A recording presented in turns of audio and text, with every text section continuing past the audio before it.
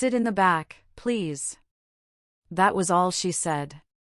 A whisper, sharp and hurried, as if my presence in the front row might cause some irreparable damage to the careful arrangement of her day. Her voice carried no softness, no gratitude for the flowers I clutched tightly in my lap, only that quiet insistence that I should remove myself from where I had chosen to sit. The words landed in me like a stone dropped into a deep well. There was no splash, no outward commotion, just a dull, sinking weight that kept falling, echoing faintly in the hollow spaces of my chest. I turned my head slightly to her, searching her face, but she was already looking past me, her attention fixed toward the stage where graduates in their gowns and caps were filing in. Her lips were pressed into a tight line, her eyes scanning as though I hadn't spoken, as though my confusion didn't matter. For a moment I couldn't move. My seat, in the very front, had felt like a small claim, a proud mother's claim to see her daughter, to be seen by her daughter. I had arrived early just for this, holding the bouquet of lilies she loved when she was a child. I had imagined the moment when her eyes would fall on me, and how the flowers might remind her of all those years when I tucked one behind her ear after a recital or placed one in a vase on the kitchen table after a long day at school. But now I was suddenly aware of myself as an intruder. I forced a smile, one of those brittle things meant to disguise a wound, and rose to my feet. The murmuring of the crowd filled my ears, blending with the shuffle of programs and the squeak of folding chairs. I kept my gaze low, clutching the bouquet tighter, and slipped sideways down the row, offering awkward excuses to the strangers I disturbed. The auditorium smelled faintly of dust and polished wood, the kind of scent that lingers in spaces used for ceremonies, for temporary grandeur. My shoes tapped softly against the steps as I descended toward the back rows.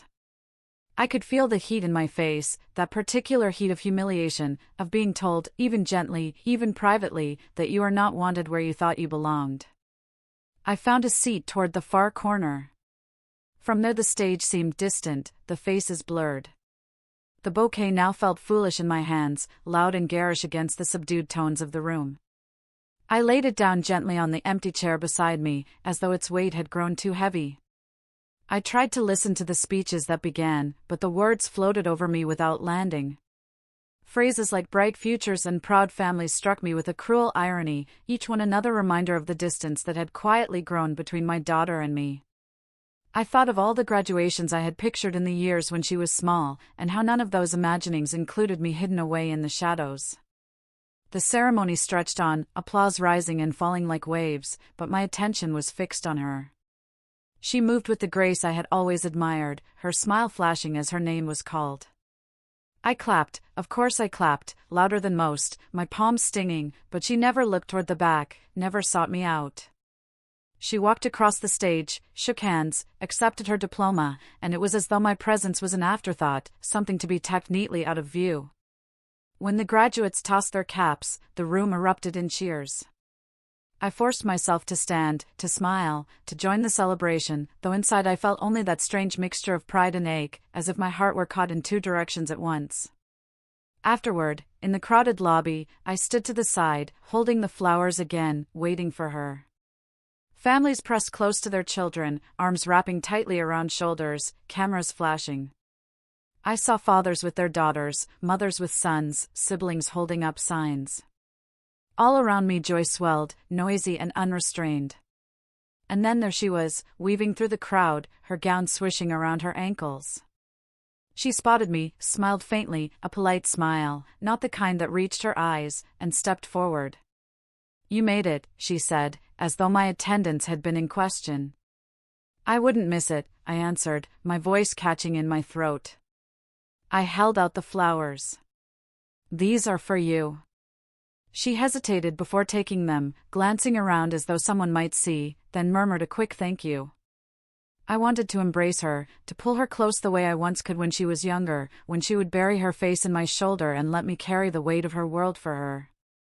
But she kept a careful distance, shifting on her feet. Her friends appeared then, calling her name, holding out their phones for pictures. She turned toward them, her laughter ringing out, her face lit with that unguarded joy I hadn't seen directed at me in a long time. I stepped back, allowing them their moment, though the air in my chest felt thin. "Mom, I'll see you later, okay?" she said over her shoulder, already swept back into the current of her friends. And just like that, she was gone. I lingered in the lobby until the crowd began to thin, until the balloons had drifted and the confetti lay trampled underfoot. I walked slowly to the car, the empty passenger seat beside me feeling larger than usual. The drive home blurred past in a wash of stoplights and storefronts, the flowers she had left with me resting on the seat, forgotten. I thought of the whisper again, sit in the back, and wondered when exactly I had been moved from the center of her life to the edges. At home, the house greeted me with its familiar stillness. I placed the flowers in a vase on the kitchen counter, though they seemed oddly out of place there, a reminder not of celebration but of rejection. I made myself tea, the small rituals of boiling water and pouring it over the leaves offering a kind of fragile comfort. I sat at the table, hands wrapped around the mug, staring at the steam that curled upward and vanished. I told myself it was just a moment, just nerves on her big day. She didn't mean it. She couldn't have meant it. And yet the words replayed, unshakable, because they carried a truth beneath them. I was not meant to be seen.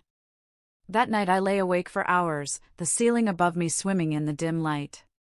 Memories drifted in, of her first recital, when she had run off stage in tears and I had been the one to kneel beside her, to tell her she was brave. Of her teenage years, when arguments had grown sharper, when silence had stretched between us. Of the nights I sat up waiting for her to come home, only to be met with a curt good night. I wondered if this was the natural order of things, if all mothers eventually faded into the backdrop of their children's lives. But the sting in my chest told me this was more than that. This was not just distance, this was dismissal. The next morning I woke early, unable to stay in bed. I moved through the house, tidying, dusting, rearranging shelves. It was an old habit, one I turned to when I felt unmoored, putting things in order, controlling the small spaces when the larger ones felt untouchable. In the afternoon I went for a walk. The air was warm, the kind of heavy summer air that clings to your skin. I passed neighbors on their porches, children riding bikes, the smell of cut grass sharp in the air. Life went on, oblivious to the quiet fracture inside me. As I walked, I thought about the years I had given to raising her. The sacrifices, the long hours, the choices made not for myself but for her. And I realized that I had always assumed those sacrifices would be seen, that they would one day be honored. But what if they weren't? What if they had simply folded into the background of her life, invisible as air? That thought stayed with me, heavy and unrelenting. By evening, I found myself standing in front of the mirror, studying my reflection. The lines around my eyes, the streaks of gray threading through my hair. I touched my face, tracing the years written there. Who was I now, beyond her mother? Who was I, when even that role seemed to be receding from me? I didn't have an answer. Not yet. But as I turned away, as I lit a small candle on the kitchen table and sat in the glow, I felt something stir faintly inside me. A question, quiet but insistent, if I was no longer allowed in the front row of her life, where then was I meant to sit? The following days slipped past in that strange fog that comes after being quietly wounded. Outwardly, nothing had changed. The world still spun, the sun still rose, neighbors waved as they carried groceries into their houses. Yet inside me, everything felt off kilter, as though a picture frame had been knocked askew and no one else noticed but me. Her whisper followed me everywhere. Sit in the back, please. It was astonishing how a single sentence could keep replaying, not fading with time but digging deeper, growing sharper each time it returned. It came to me when I poured my morning coffee, when I washed the dishes, when I sat in the stillness of the evening. It echoed even in my dreams, pulling me awake with the ache of it. I tried to reason with myself. She had been nervous, overwhelmed by the day, maybe embarrassed by too much attention. Surely it hadn't been about me, not really. But then the memory of her face returned, composed, deliberate, firm, and I knew it had been meant exactly as it sounded. On the third morning after the ceremony, I opened my phone and scrolled through the pictures that had appeared online. There she was, radiant, standing arm in arm with her friends. She looked so grown, so sure of herself. I searched each frame for some trace of me, but I wasn't there. I hadn't been asked to pose in any of them, hadn't even been called over to join. It was as if I had not attended at all. I thought about sending her a message. Something simple: "You looked beautiful. I'm proud of you." But my fingers hovered uncertainly over the keys. Would she answer? Or would the message join the others she sometimes left unread for days? The possibility of silence felt heavier than the words themselves, so I set the phone down. That afternoon, I decided to drive into town. The house felt too quiet, too heavy with my thoughts. I parked near the library, a place I hadn't visited in years. Inside, the air was cool and faintly scented with paper, a relief from the summer heat. I wandered the aisles without purpose, running my fingers along the spines of books. I used to love this place when she was younger. We would sit together on the floor of the children's section, reading story after story, her small head leaning against my shoulder. The memory washed over me, both sweet and sharp, and I had to steady myself against a shelf. I pulled down a book at random, something on gardening, though I wasn't much of a gardener anymore. I carried it to a table by the window and sat, opening the pages. I didn't read much of it, my mind kept drifting, but the simple act of sitting there, surrounded by quiet and words, brought a kind of calm. As I left, the librarian smiled at me. It was a small thing, a stranger's courtesy, but it felt like a reminder that I was still seen, still present. On my way home I stopped at the market and bought a bundle of fresh herbs, some lemons, a loaf of bread still warm from the oven. Cooking had always steadied me, and I thought perhaps it would again. That evening I prepared a meal just for myself, roasted chicken with rosemary, lemony potatoes, and set the table with care. I lit a candle, poured a glass of wine, and ate slowly. It felt odd at first, sitting there alone at a table set for one. But as the flavors spread across my tongue, as the candlelight flickered, I felt something shift. For so long I had cooked out of duty, out of habit, out of care for someone else. But here I was, cooking for myself, honoring myself with the same attention. It was unfamiliar, but it was also quietly satisfying. Later, as I washed the dishes, I thought about all the years I had done this very task without noticing the rhythm of it.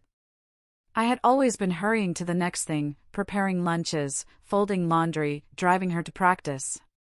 But now, in the quiet, I could feel the small comfort in the motion, the warm water, the simple completion of a chore. Still, the ache returned when I lay in bed. I couldn't stop the thoughts from circling. When had the distance begun? Was it in those teenage years, when she started pulling away, when her words grew shorter and her door stayed closed more often? Or had it begun even earlier, in ways I hadn't noticed? I thought of all the times I might have failed her, the arguments I mishandled, the moments I was too tired, the times I didn't say the right thing. Guilt pressed in, heavy and relentless. Perhaps this was my punishment, I told myself.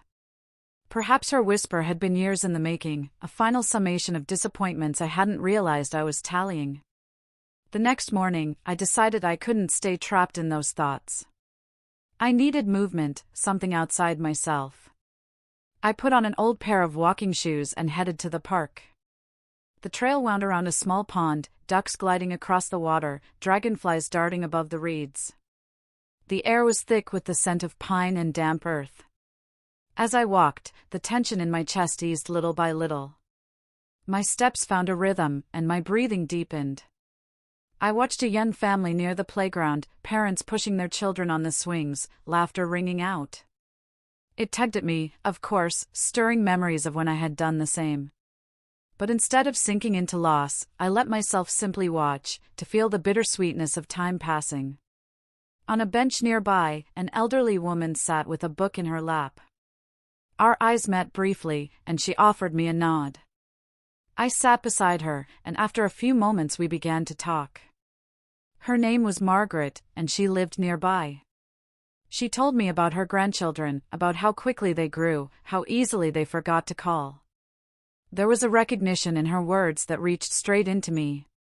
She didn't say much, nor did I, but in that quiet companionship I felt a small balm. We didn't need to trade long stories. It was enough to sit side by side, two women carrying invisible weights, finding a little ease in knowing we weren't alone. When I returned home that afternoon, I felt lighter. Not healed, not fixed, but lighter. And with that lightness came a new thought. Perhaps I had been waiting too long for her to look back at me, for her to notice me, to claim me. Perhaps the time had come to notice myself again. That evening I opened the old box in my closet, the one filled with forgotten hobbies, abandoned projects. Inside were paintbrushes, stiff with dried color, and sketchpads with half-finished drawings. Once, years ago, I had loved to paint. I had lost hours in it, mixing colors, capturing the way light fell across a table or the curve of a flower. I pulled out a pad and a brush, set them on the kitchen table, and stared at them for a long time. My hand trembled as I dipped the brush in water, as though I were opening a door I wasn't sure I had the courage to step through.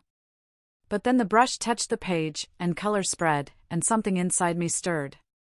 The painting wasn't good, clumsy strokes, uneven lines, but it was mine.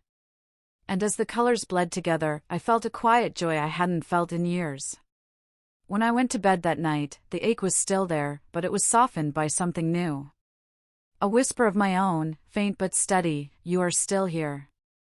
The next day, my daughter sent me a message. Short, casual. "Thanks again for the flowers." I stared at the words for a long while. They were polite, distant, without warmth. And yet, a part of me wanted to clutch at them, to take whatever small thread she offered. But another part of me hesitated. Because if I clung too tightly to scraps, would I forget I was worth more than that? I didn't reply right away. Instead, I went to the kitchen, poured myself tea, and sat with the question. The steam curled upward, carrying with it the faint scent of jasmine, and I thought, maybe the answer wasn't in choosing between her and me. Maybe the answer was in learning how to hold both, my love for her and my own life, side by side. That night, as I blew out the candle on the table, I felt that same quiet question return. If I could no longer sit in the front row of her life, could I build a front row of my own? And this time, the thought didn't frighten me. It felt, instead, like the beginning of something. It's a strange thing, the way silence can change shape depending on how you meet it. In the first days after her graduation, silence felt like rejection, like a door slammed, like a withheld word that left me aching. But as the weeks moved on, as I found myself reaching less for my phone and more for a paintbrush or a book, the silence began to take on a different weight. It wasn't absence anymore, it was space. Of course, I still thought of her.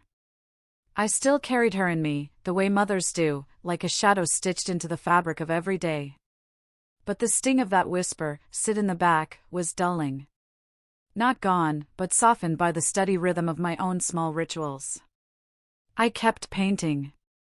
At first it was hesitant, a dab of color here and there, tentative lines that betrayed my rustiness. But slowly my hands remembered. The brush moved with more confidence, the colors mixed with more ease. I painted bowls of fruit from the kitchen, flowers from the garden, the curve of a teacup, the way light slanted across the table in the late afternoon. None of it was remarkable, but all of it was mine. And when I looked at the pages filling up, I felt a quiet satisfaction that no one else needed to grant me. Sometimes I caught myself imagining her seeing the paintings. I wondered if she would roll her eyes, dismiss them as a hobby to pass the time. But then I reminded myself that it didn't matter. These pages weren't for her. They were for me. One morning, I decided to take the stack of finished sketches to the local community center. They had an art group that met weekly, something I had once considered joining but always put off, telling myself I didn't have the time. Now I did. The first day I walked in, my palms were damp with nerves. The room smelled faintly of turpentine and clay, and the hum of conversation filled the air. People of all ages sat around tables, painting, sculpting, drawing. I felt shy, almost foolish, carrying my small sketchbook. But when I sat down, an older man beside me leaned over, glanced at my page, and said, "Lovely work." It was a simple kindness, but it steadied me. I found myself talking with him. His name was Robert, a retired teacher, and then with others. There was warmth in the room, a kind of unspoken understanding that everyone was there not to prove themselves, but simply to create. By the end of that first session, I felt lighter than I had in months. I drove home with the windows rolled down, the summer air rushing in, and thought, maybe I had been living too small, waiting for scraps of belonging from one person, when there was a whole world still waiting to be stepped into. That evening, as I prepared dinner, I checked my phone. A message from her blinked on the screen: busy week, sorry I didn't call. Maybe next weekend. I stared at it for a moment. The old ache rose, the longing to be included, to be sought after. But then I placed the phone back down and continued slicing tomatoes. I didn't reply right away. I didn't need to. The next weekend came and went without her call. By then, I had spent Saturday morning at the art group, Sunday afternoon walking with Margaret in the park. The disappointment was still there, yes, but it no longer hollowed me out the way it once would have. Instead, I tucked it into the quiet corner of myself where grief and acceptance often sit together, side by side. One evening, Margaret invited me for tea at her home. It was a small house, cozy, with quilts draped over the furniture and photographs of her grandchildren on every surface. We sat at her kitchen table, sipping chamomile tea, and she asked me gently about my daughter. The words spilled out of me more easily than I expected. I told her about the graduation, about the whisper, about how it had left me unraveling. She listened without interruption, her eyes steady, her hands folded around her cup. When I finished, she reached across the table and squeezed my hand. "They don't always see us," she said softly.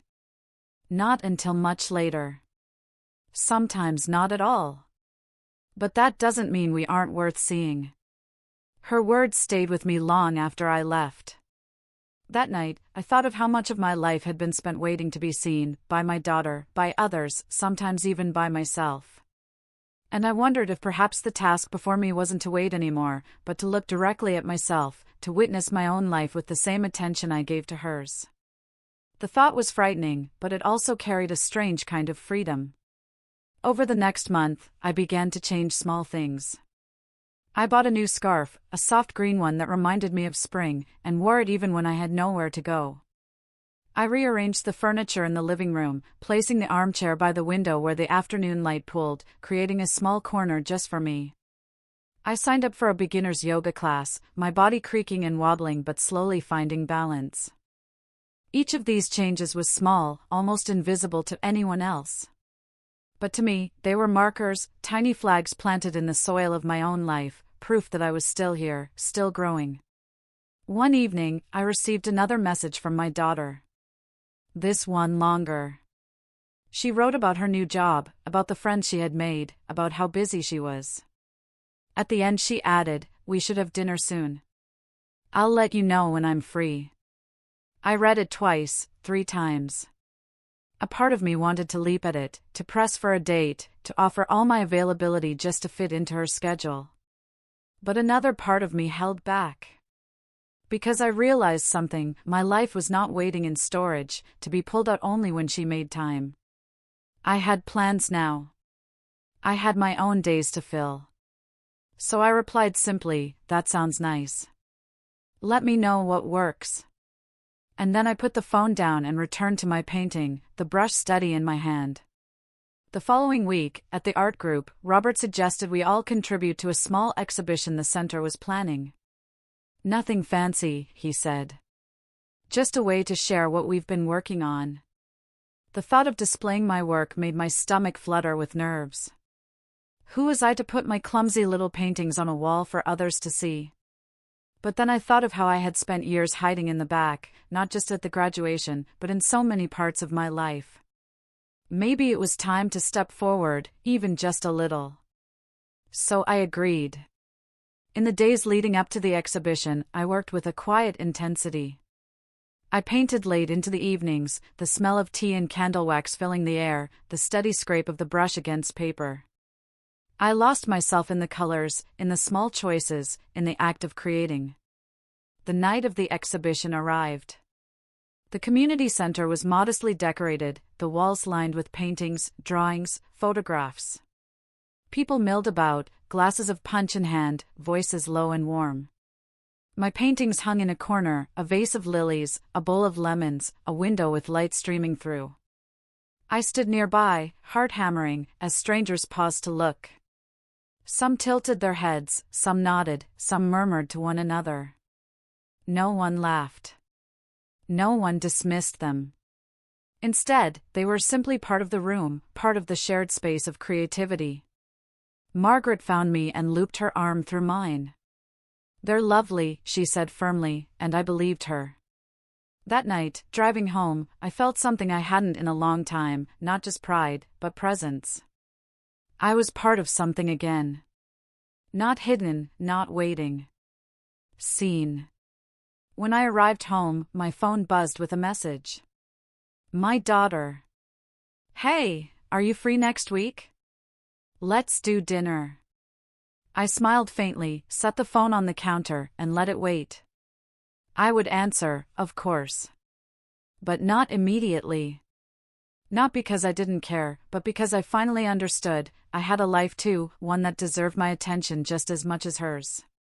And as I washed my hands, the scent of paint still faint on my skin, I thought about how far I had come from that day in the auditorium. I was still carrying the ache, yes, but I was also carrying something new, a quiet strength, a sense that maybe, just maybe, I had begun to walk toward the front row of my own life. When she finally set the dinner date, I felt the familiar tug in my chest. A mixture of anticipation and dread, pride and ache, all tangled into something hard to name. I spent too much time deciding what to wear, not because she would notice but because I wanted to feel steady in myself. I chose the green scarf, the one that had begun to feel like a small banner of my quiet reclamation, and slipped it around my neck before heading out. We met at a small Italian restaurant downtown, the kind with candles on the tables and bread brought out still warm. She was already seated when I arrived, her phone in hand, her hair pulled back neatly. She looked up, smiled faintly, and stood to hug me. The embrace was brief, polite, like the brush of strangers. Still, I clung for half a second longer, pretending I didn't notice when she pulled away first. "You look nice," I said, settling into my chair. "Thanks," she answered, glancing again at her phone before tucking it into her bag. "How have you been?" The question was casual, automatic, but I took a breath and answered it with more honesty than I usually would. "I've been painting again. I joined a group at the community center. We even had a little exhibition." She blinked, surprised. "Really? I didn't know you still painted." "I stopped for a long time," I admitted. "But I've started again. It feels good to come back to it." She nodded, her eyes drifting toward the menu. "That's nice, Mom." It wasn't dismissive exactly, but it wasn't the interest I had secretly hoped for. I told myself not to be greedy. She had asked me to dinner, after all. That was something. We ordered pasta for her, chicken for me, and as we waited, she told me about her new job. She spoke quickly, full of energy, her hands gesturing as she described her colleagues, the long hours, the projects she was assigned. I listened intently, proud of her drive, her independence. But somewhere in the middle of her story, I realized she hadn't asked about me again. Not about the group, not about my days, not about anything beyond that one polite question at the start. I smiled, I nodded, I encouraged her. And yet, inside, a small voice whispered, "You are still sitting in the back." When the food arrived, I busied myself with my plate. The candlelight flickered, casting shadows across her face. I thought of all the dinners we had shared when she was little, her chatter about school, her excitement over small things. Back then, I had been her first audience, the one she poured herself into. Now, I felt like a placeholder, a convenient pair of ears. At one point she paused, looked up, and caught me watching her. "What?" she asked lightly. I shook my head, forcing a smile. "Nothing. Just. I'm proud of you." Her expression softened, briefly. "Thanks, Mom." The moment passed quickly, swept away in the flow of conversation. But it lingered in me, a reminder that even if she didn't always show it, there was still some thread connecting us. We finished our meal, declined dessert, and waited for the check. She glanced at her watch, murmured something about an early morning meeting. I nodded, trying not to let disappointment show. I had imagined more time, imagined walking together after dinner, maybe even laughing the way we used to. But I told myself not to cling to what wasn't offered. Outside, the night air was cool, carrying the scent of rain on pavement. She hugged me quickly, kissed my cheek, and promised, "Let's do this again soon." I watched her walk away, her figure growing smaller under the streetlights. Then I turned toward my car, the quiet pressing in. Driving home, I replayed the evening in my mind. It hadn't been terrible. We hadn't argued. She hadn't dismissed me outright. And yet, I couldn't shake the sense of being tolerated rather than cherished. Back at the house, I kicked off my shoes and stood for a long moment in the silence. Then I walked to the corner where my easel now stood. A half-finished painting waited, a vase of lilies, their white petals opening. I picked up the brush and began to work, the colors flowing under my hand. As the image took shape, I felt the weight of the evening shift. Yes, she had kept me at a distance. Yes, I had longed for more. But I had also walked into that restaurant carrying myself differently than before. I hadn't begged for her attention. I hadn't rushed to fill every silence. I had simply shown up as myself, with my green scarf, with my quiet stories, with the knowledge that I had a life beyond her. And maybe that was the point. Maybe the measure of love wasn't whether she placed me in the front row of her life, but whether I had finally learned to sit in the front row of my own. The painting glowed softly in the lamplight as I stepped back to look at it.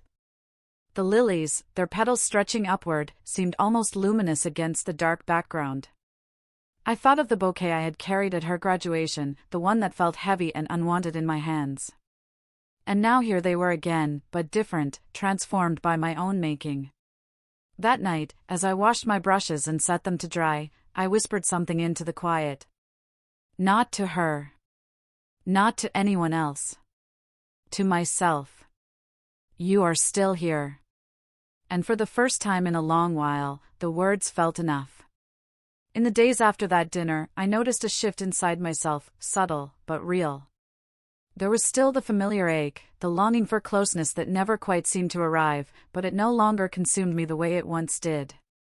I had learned, almost without realizing it, that I could step back from her without vanishing. That my life was not tethered so tightly to her gaze as I once believed. The mornings began to feel different. I would brew tea and sit by the window in my armchair, the one I had moved into the corner with the best light. I'd watch the neighborhood come alive, the joggers passing by, the mail truck making its rounds, the slow ripple of the trees in the breeze. It wasn't that I had suddenly stopped caring about her, but that I had begun caring about myself in a way I hadn't for years. Painting filled the afternoons. Each time I picked up a brush, I felt steadier, more rooted. The act of creating had become less about the outcome and more about the process, the swish of the bristles, the blending of colors, the way the water pulled and spread on the page. It was as if the paintings were teaching me something I hadn't understood before, that beauty didn't come from control, but from allowing things to unfold in their own way. One afternoon at the art group, Robert leaned over and said, "You know, you've got a real eye for light. You should keep at it." I felt my face warm. Compliments still startled me, as though I had forgotten how to accept them. "Thank you," I murmured, and meant it. Margaret, too, had become a steady presence in my life. We met often, for tea, for walks, sometimes just to sit on her porch and watch the world go by. She told me stories of her youth, of the love she had lost and the love she had found again in small, unexpected places. Her words reminded me that life did not end with motherhood, that there were still chapters left unwritten. One evening, as we sat together, she said, "Do you ever notice how mothers are expected to disappear once their children grow? As if our work is done and we have no story left to tell." I nodded slowly. Yes. That's exactly how it feels. But we do have stories, she insisted. We always have. It's just that we forget to tell them to ourselves. Her words sank deep, echoing long after I left her house. Not long after, my daughter called again. This time her voice was lighter, easier. She wanted to meet for coffee, just a quick visit between errands. I agreed, though I noticed the old nervousness creeping back, the desire to dress just right, to prepare myself for any sharpness that might come. We met at a cafe near her work. She breezed in, stylish and composed, and hugged me quickly before ordering her drink. We sat across from each other, steam rising from our cups, and I waited for her to speak. She talked mostly about herself, her new project at work, her friends, the long hours. I listened, nodded, smiled when appropriate. And though part of me still yearned for her to ask about me, I found that I wasn't as hollowed out by her silence as I once would have been. At one point, she glanced at the green scarf I was wearing and said, "That color looks good on you." It was such a small thing. Just a comment tossed into the flow of conversation. But it stopped me for a moment, the way unexpected kindness often does. I smiled, touched the fabric lightly. "Thank you," I said, letting the warmth of her words linger longer than she might have intended. We parted quickly, her day calling her back. I walked slowly to my car, the compliment echoing in me, reminding me that even the smallest acknowledgement could mean something. That evening, I painted the scarf. Not perfectly, just the suggestion of its folds, the way the green seemed to catch the light. And as I worked, I realized that I no longer painted with the hope of showing her. I painted for myself, for the way it made me feel alive again. Weeks passed in this rhythm: art, walks, tea with Margaret, occasional short visits with my daughter. Each time we met, I felt the distance between us, but I also felt stronger in my ability to hold it. I was no longer collapsing in its shadow. Then, one afternoon, something unexpected happened. The art group was planning another exhibition, larger this time, open to the public. Robert urged me to submit several pieces. I hesitated, my old fears rising. What if people thought they were foolish? What if they looked and saw nothing at all? But then I remembered that day in the auditorium, how it felt to be told to sit in the back. And I thought, maybe this was my chance to step forward, to take a seat in my own front row. So I agreed. I spent the following weeks preparing, painting with a quiet fervor. I chose 3 pieces: the lilies, the bowl of lemons, and the green scarf. They weren't perfect, but they carried pieces of me, and that felt enough. The night of the exhibition arrived. The room was crowded, filled with voices and laughter. My paintings hung on the wall, and I stood nearby, heart thudding. People stopped, looked, nodded. Some leaned closer, some smiled faintly. And then, unexpectedly, my daughter walked in. I hadn't told her about the exhibition. I hadn't expected her to come. But there she was, scanning the room, her eyes falling on me. She smiled, a real smile this time, one that reached her eyes, and walked over. "Mom," she said, a touch of wonder in her voice. "These are yours?" I nodded, my throat tight. "Yes." She turned to the paintings, studying them closely. "They're really beautiful." The words hit me harder than I expected. For a moment I couldn't speak. I simply watched her, watched the way she lingered in front of the lilies, the way her expression softened as she looked at the green scarf. "I didn't know you were doing this," she said quietly. "I didn't either," I admitted, smiling faintly. "Not until recently." She looked back at me, and for the first time in a long while, I felt truly seen by her. Not as the mother who hovered in the background, not as the one told to sit in the back, but as a woman standing in her own light. We walked together through the exhibition, her arm brushing against mine now and then.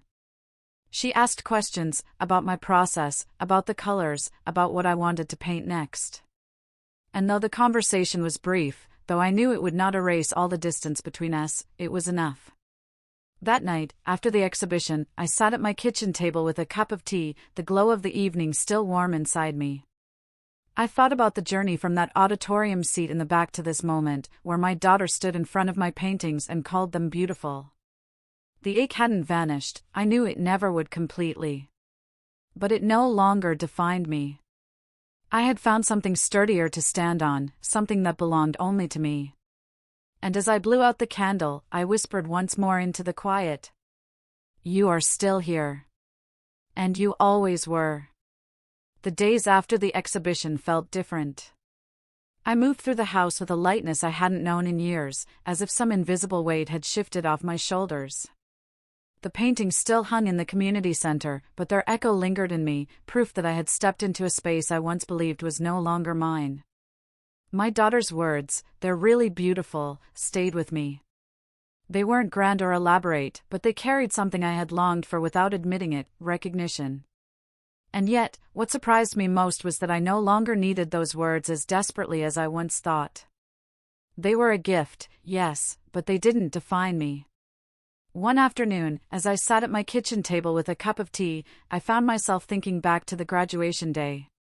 The auditorium, the bouquet of lilies, her whisper that cut me so deeply. I remembered the way I had slipped to the back, clutching the flowers like a shield, feeling invisible in a room where I thought I was meant to shine. That memory would never vanish. But now, it no longer stung with the same sharpness. It was part of the story, not the whole of it. In the weeks that followed, my daughter and I found a rhythm. Not constant, not close the way I had once dreamed, but steadier. She called more often, sometimes just to share a small victory at work or a funny story about her friends. I listened, and I laughed with her, and I let the conversations be what they were, not what I demanded them to be. And sometimes, she asked about me too. About my art, about Margaret, about the yoga classes I had started to enjoy. Those moments felt like sunlight breaking through clouds, warming places that had grown cold. One evening, she came by for dinner. I had cooked lemon chicken, the same dish I had made for myself months earlier when I first began reclaiming small joys. We ate together at the kitchen table, candlelight flickering, laughter coming more easily than it once had. At one point she leaned back, looking around, and said, "The house feels different. Brighter." I smiled, touched by the observation. "Maybe I finally started living in it again," I said. She looked at me for a long moment, then nodded. There was something unspoken in her gaze, something softer, as though she was beginning to see me not just as her mother, but as a person with a life of her own. After she left that night, I stood in the doorway watching her drive away, and for the first time I didn't feel hollow in the silence that followed. I felt whole, rooted in myself. Margaret's words returned to me often, "We always have stories. It's just that we forget to tell them to ourselves." I realized now how true that was. For years, I had let my story shrink to the edges of hers. I had measured my worth by her acknowledgement, my joy by her presence. And though I would always love her, I had learned something essential: love could not mean erasing myself. The lilies in the vase on the counter had long since withered, their petals dried and brittle. I didn't throw them away. Instead, I kept them in a small bowl on the table, a reminder of both the hurt and the growth that followed. They were part of my story, too. As summer faded into autumn, I continued painting, continued walking with Margaret, continued discovering new corners of myself. The ache of that graduation day still flickered now and then, but it no longer controlled me. It had become the shadow that made the light more visible. One crisp October morning, I sat by the window with my tea, the green scarf looped around my shoulders. The sunlight streamed in, catching the dust motes in the air, and I felt a profound stillness settle over me. A thought rose, quiet but steady: I don't need to wait for a front row seat in anyone else's life. I already have one in mine. And in that moment, I understood something I had been circling around for months, that the real transformation hadn't been in her words at the exhibition, or even in her gradual softening toward me. The transformation was in the way I had turned toward myself, in the way I had chosen not to vanish when someone else asked me to. That night, as I painted a new canvas, a window with autumn leaves spilling outside, I found myself humming softly, the tune unrecognizable but comforting. When I set down the brush and stepped back, I whispered the same words I had spoken many nights before, but now they carried a deeper truth. You are still here. And this time, I knew, I always would be.